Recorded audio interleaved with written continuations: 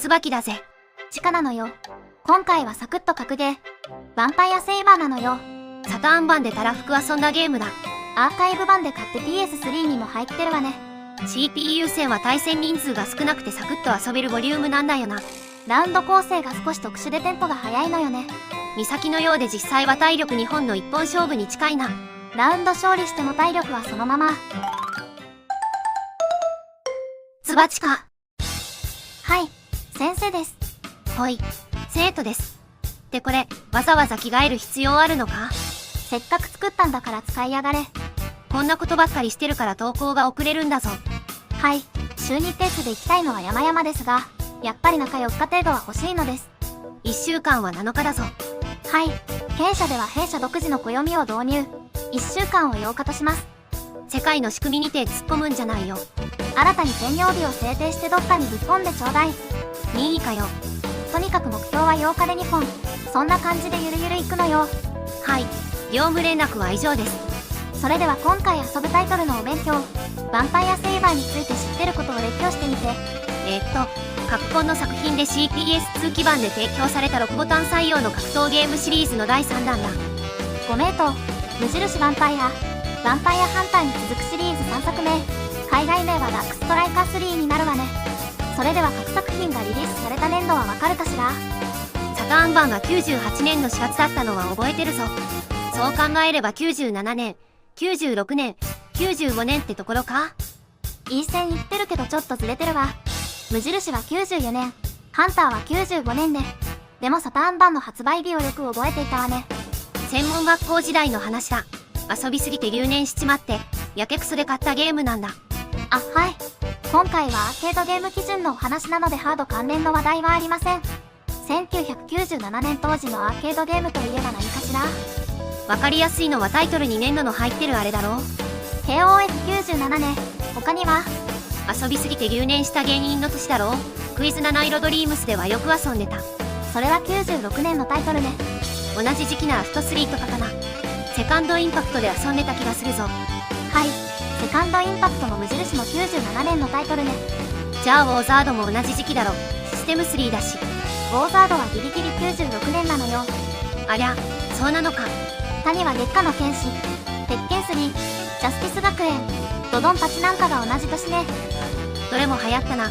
そういや鉄拳やりたくてプレステ買ったわ。実のところ、ハンター2、セイバー2も同じ97年のリリースなの。そうなのか？これあんまり目にしないタイトルなんだよな。セイバーの稼働から4ヶ月後、2作品同時リリースになったの。ぶっちゃけると両方セイバーのマイナーチェンジ版で、登場キャラが微妙に違う程度の差になっているわ。セイバーの稼働から半年も経ってない状況で、2本同時のリリースに店舗側も混乱。セイバーでインカムが取れている店舗は導入を見送るケースもあったと思うわ。ほとんど見たことがないよ。システムの更新が中途半端で不具合として多数のバグがあったりと、現在レトロアーケードを稼働させているお店でも、セイバー1やハンター1の方を稼働させていると思うわ。移植版では両方のキャラ使えたよな。そうね。移植版セイバーではドノバン、フォボス、パイロンがプレイヤブルキャラに追加されているわね。他にも隠しキャラとしてダックガロン、オボロビシャモン、シャドウ、ハンター仕様のフォボスが使えるわ。ラムカードリッジのおかげですごく快適に遊べたし、完全移植といってそういないレベルのもので満足度が高かったな。サターンパッドとの相性も良かったのが嬉しいところね。それじゃあ早速ゲーム開始だ。レッツラボーなのよ。つばちか。コイン1個入れる。それではゲーム開始なのよ。どのキャラで遊ぶのかしら？例によって事前のロケハンなんてしてないぞ。一番可愛い子で遊びたいのは山々なんだが、一番使ってたのはキョンシーなんだわ。セイバー勢みたいな顔して混ざってるけど、実はハンター勢のキョンシーね。一人目はハンリョジン。オルバスね。初期の8人でずっとスタメンと見せかけてセイバー2でリストラされるのよね。セイバー2でガロンとサスカッチもリストラだもんな。アーケードゲームでキャラのリストラとか存在するものかと当時は首をかしげたものだ。アーケードゲームではあるけど CPS2 基盤はハードとカットリッジの関係に近い装置なの。その影響もあって容量をどんどん上に積んでいくってわけにもいかなかったんだと思うわ。今しれっと大事な技を外してしまったのだぜ。真上から降ってきてたハンマーね。レイレイを使うならとても重要な技なんだ。ヒットすれば確定でピオリが取れるんだ。波動剣ポジションの飛び道具ね。出るアイテムってランダムじゃないの？基本的にはランダムだ。いろいろなネタアイテムが出るぞ。今の手裏剣、これ大事。手裏剣の次の次がピより誘発系の重いものなんだ。なんか座ってる動き投げてたわよ。大事なのは次だ。ダウンを取って置き攻めに使うんだ。ミスった。弱中強で軌道が違ってな。弱が正面、中が放物線を描いて斜め方向。強はおおむね真上で時間差で落ちてくるんだ。ひよったわね。駒投げミスった。マーシャが未攻撃と上から降ってくる中段攻撃でガーフ連携を仕掛けられるんだ。ハメじゃないの。素直にガードしてる方が悪い。移動起き上がりがあるから対戦ではまず決まらない連携だ。1人目は無事に倒せたわね。このゲーム割と CP 優先は容赦がないからな。舐めてると2人目くらいに負けてしまう。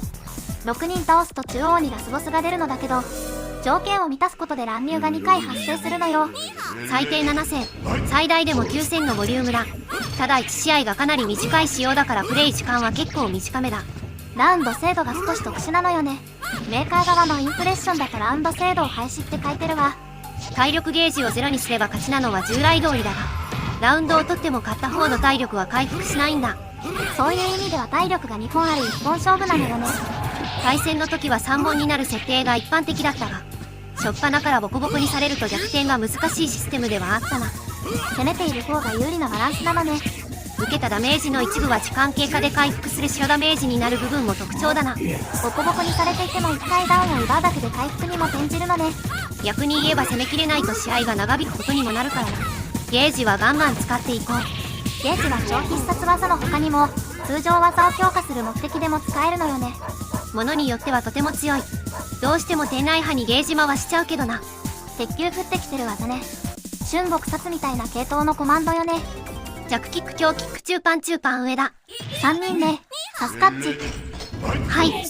特に攻略法とかは意識しない遊び方でいけるときはいける。この時代の格闘ゲームは対戦がメインって考え方にもなってるのよね。お店によっては CP 優先なんかなかなかできないものだからな。常に対戦で席が埋まってる状態だったわね。コインたくさん入る。格闘ゲームブームはお店にとっても都合が良かったわね。これまずくねえかな。なかなか手強くなる3人目。やられた。あっか。飛びが通っても次が繋がってない。鉄球でぼちゃぼちゃっと。落ちてくる順番は決まってるんだけど、左右どっちに跳ねるかはランダムなんだ。フルヒットが安定するような技ではないのね。ガードされるとまあまあ隙だらけだったりもする。ダッハン。ビーム。それ痛い。地面に足がついてる攻撃は空中ガードできないしよ。あかん。体力的にだいぶまずい。押される展開は困るんだ。出てない。垂直ジャンプ暴発して叩き落とされる。しっかりガードされる。あかんあかん。昇竜拳。あかん。本当に昇竜拳ですか。正式名称は地霊トゥだけどな。はい。というわけでゲームオーバー。まさかの3人目敗退。コンティニューしてさっくり撃破。コンティニューすると CPU レベル下がってるんじゃないかってくらいさっくりだったぞ。4人目ビクトル。フランケンだ。今時のナンナヤングにフランケンとか通じるのかしら。相当に怪しいな。古典的な怪物ではあるけど、近年あんまりネタにされてない感じではあるな。私たちも原点のフランケンよりも藤子不二雄の怪物くんで名前知ってるって感じよね。そうでガンス。それは狼男よ。さあ始まるざますよ。行くでガンス。フンガー。ラキスタじゃないのよ。それも結構昔のネタって感じがするな。怪物くんの3人組は古典的な三大怪物とされているのよ。チャンスだぜ。駒投げミスった。逆ヨガが竜巻に化けるのね。三大怪物ってのがドラキュラに狼男にフランケンか。初期作からそのあたりはしっかり抑えているのよね。海外受けが狙えるレで半券料のかからないチョイスになっているのよ。マーブルと絡む前の話だな。今立ちガードされたわよ。しゃがみパンチ切るのが早かった。なんかビリビリしてるわね。通常攻撃を失敗で電撃派生してたはず。天内派。いい感じにヒットした。最初の奮闘がヒットすれば鉄球が追い打ちになるのね。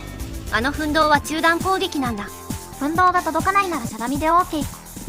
5人目はガロンね。モフモフ。かわいい。顔は見えないけど絶対にイケメンだろ。知ってる。はい。ガロンはいわゆる狼男。先先ほどのフランケン同様にヨーロッパではベタな怪物の一つね。作品によっては吸血鬼の配下だよな。フランケンに比べればファンタジー系統での出番も多いわね。大寒スロープってやつだな。元ネタを探れば果てしなく大昔の伝承にまで遡ってしまうけど、一般的な認知で言えば1941年の映画の影響が大きいわね。1941年って戦時中じゃないか。余裕かよ。余裕のアメリカ映画。日本は戦時中だったので劇場未公開、戦後にテレビ放送されることになるわね。次回作はフランケンシュタインと狼男なのよ。すぐ混ぜるやん。割と近年のノリかと思っていたメディアミックスだけど、結構昔からやってる伝統例だったみたいね。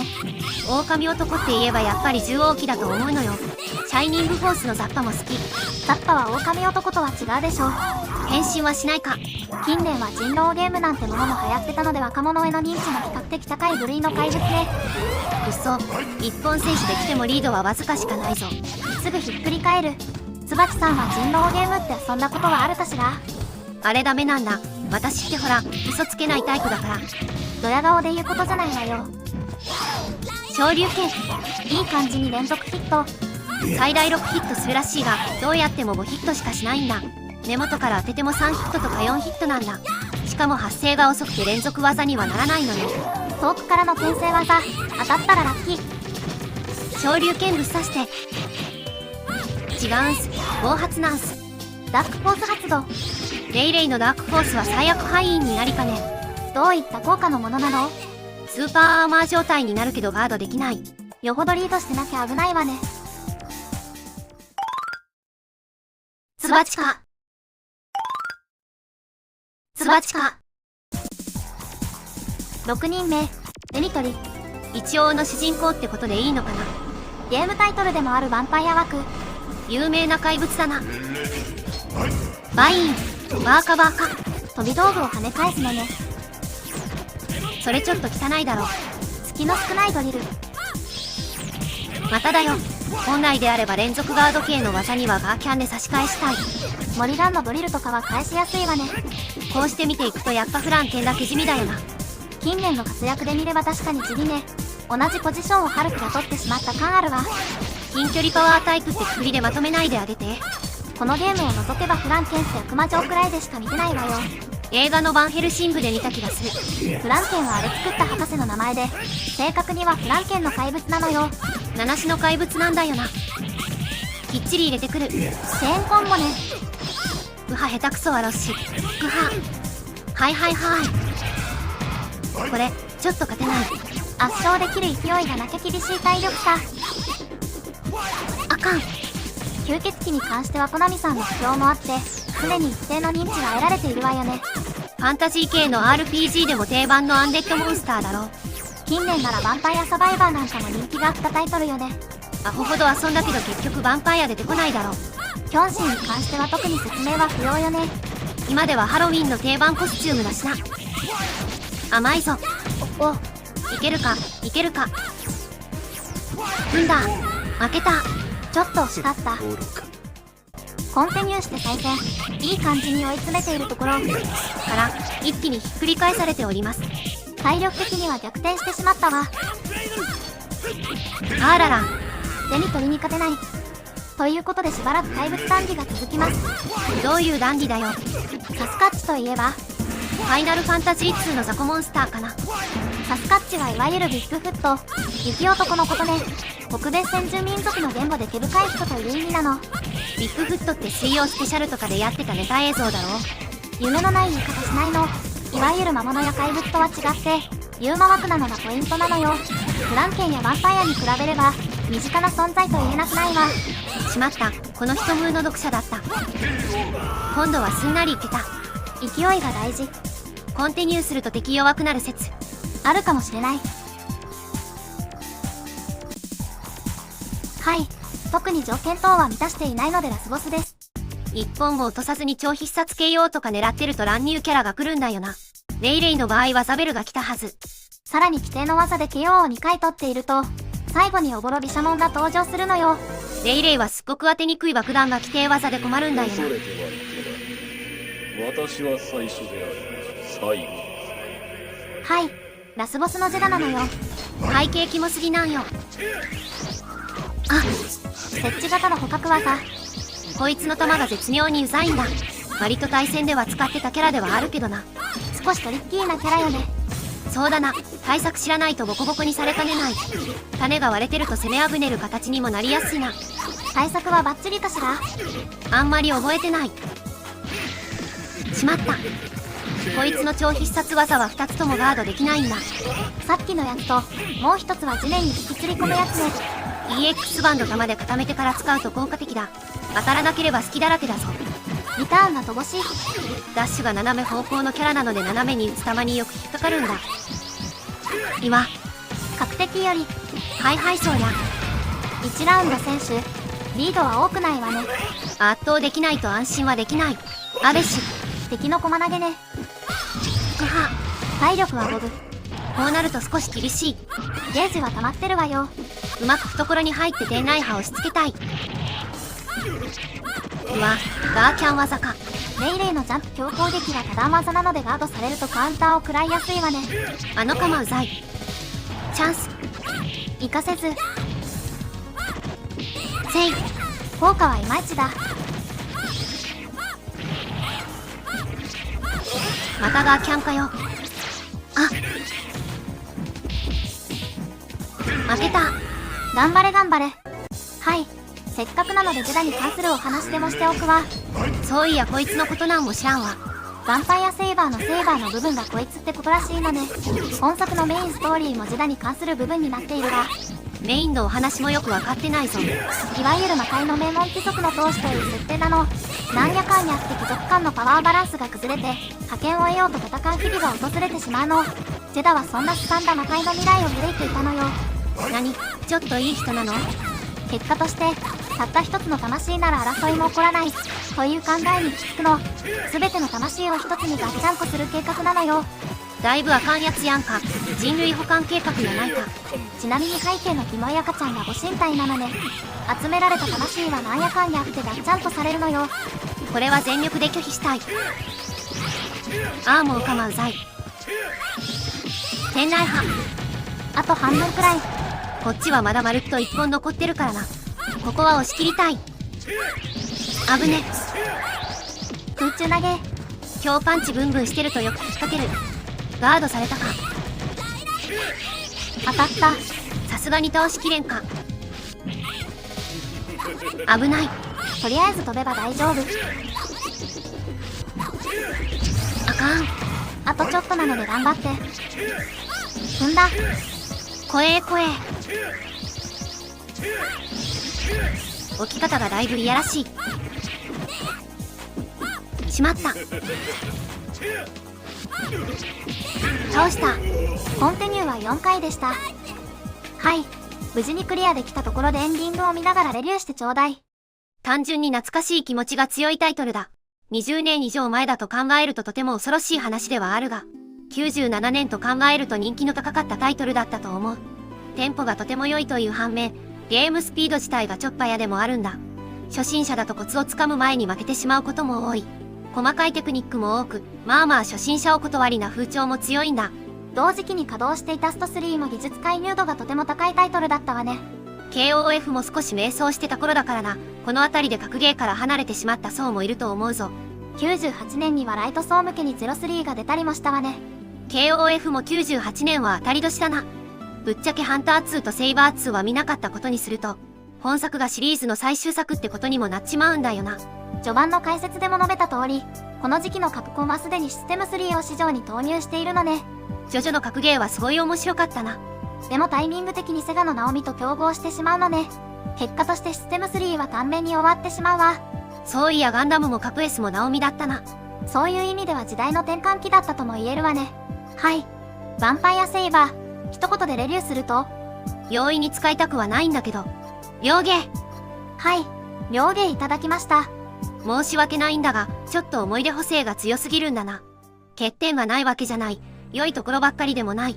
それでもこればっかり遊んでた時期は確かに存在するんだ。なんやかんやでキャラが魅力的って部分も評価につながっているかもしれない。そこにサターン版の出来がすごく良かったって部分も思い出に花を添えてると思うんだ。初めて完全移植って言葉をそのまま受け取れたゲームね。思い出はプライスレス。つばちか。はい。無事にクリアできたところで今回はここまで。懐かしかったです。思い出深いタイトルなのね。サターン版の印象が強いってのはあるな。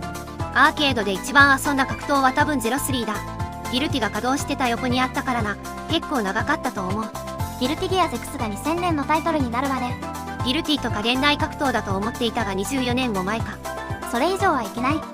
こんな感じにレトロゲームの話題や実況プレイをしているチャンネルだ。まだの人はぜひチャンネル登録してくれよな。 Twitter もやってます。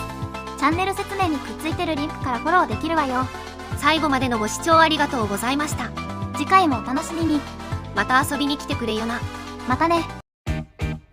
サターンのラムカードリッジは素晴らしいものだったが結構刺すのが難しくてな。そうなのね。バックアップカートリッジの抜き差しにも結構神経使うんだ。結局セイバー用にシュアサターンを買って専用機にしてたわ。私もなんやかんやでドリキャスは3台くらい買ったわね。